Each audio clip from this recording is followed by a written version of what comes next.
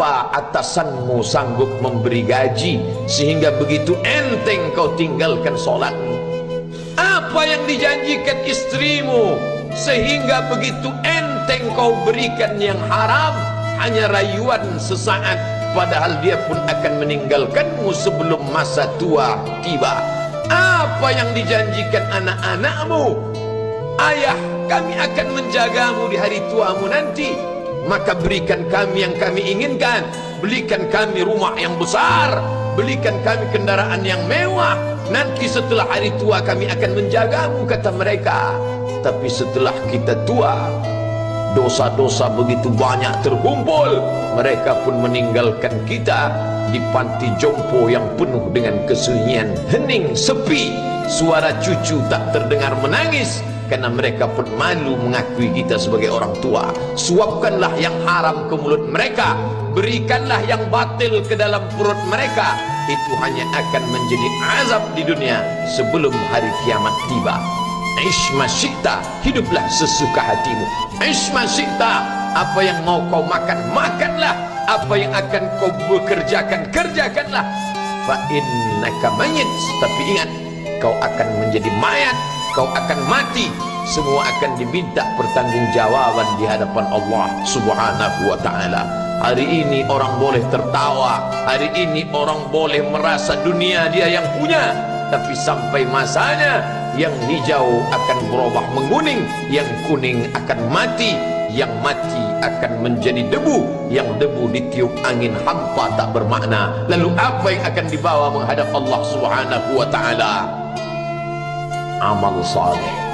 Kalau pernahlah mulut itu membaca sepotong dua potong ayat sebelum berangkat bekerja, kalau sempatlah masuk ke kamar mandi mengambil air wudhu, solat sunat duha sebelum berangkat bekerja, kalau sempatlah ketika duduk dalam suasana santai membuka iPad lalu dibuka Quran digital sambil melihat beberapa ayat merenungkan maknanya mengingat mati, kalau sempatlah mulut mengucapkan subhanallah wa bihamdihi subhanallahil azim, kalau sempatlah anak istri dibawa ke masjid iktikaf mendengarkan pengajian, kalau sempatlah beberapa persen dari pendapatan itu dilimpahkan ke rumah anak yatim panti jompo masjid, kalau sempatlah beberapa meter tanah dibeli untuk pembebasan mendirikan rumah Allah, kalau sempat memberikan beberapa karpet untuk rumah yang selalu ditinggalkan, kalau sempatlah membelikan beberapa kilo beras untuk yatim piatu dan panti jompo,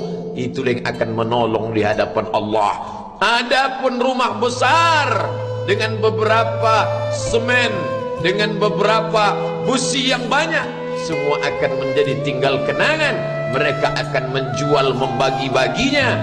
Tanah yang dulu harganya semeter 100.000 sekarang sudah menjadi 5 juta. Mereka akan bagi-bagi itu semua kepada ahli waris. Lalu kita hanya membawa 3 helai kain tipis yang tidak berjahit, dan itu semua menjadi milik orang. Kalau dulu mereka kita didik dengan pendidikan yang baik, di tengah malam mereka bangun menetes air matanya, lalu dia berdoa, Rabbighfirli wa liwalidayya warhamhuma kama rabbayani shaghira, seperti tetesan embun di tengah gurun Sahara yang panas. Kalau sempatlah mereka berdoa, Allahumma ighfir lahu warhamhu wa'afihi wa'fu anhu, maka mengalirlah air yang sejuk ke tenggorokan yang kering. Kalau sempatlah mereka membeli makanan, diundangnya anak yatim, diusapnya kepala, ya Allah, terimalah sedekahku ini untuk almarhum ayahku, almarhumah bundaku. Aku tak dapat membalas budi baik mereka, ya Allah, mereka sudah mendahului aku. Maka akan mengalirlah itu sebagai perlipur lara di tengah alam barzakh sementara kiamat tiba.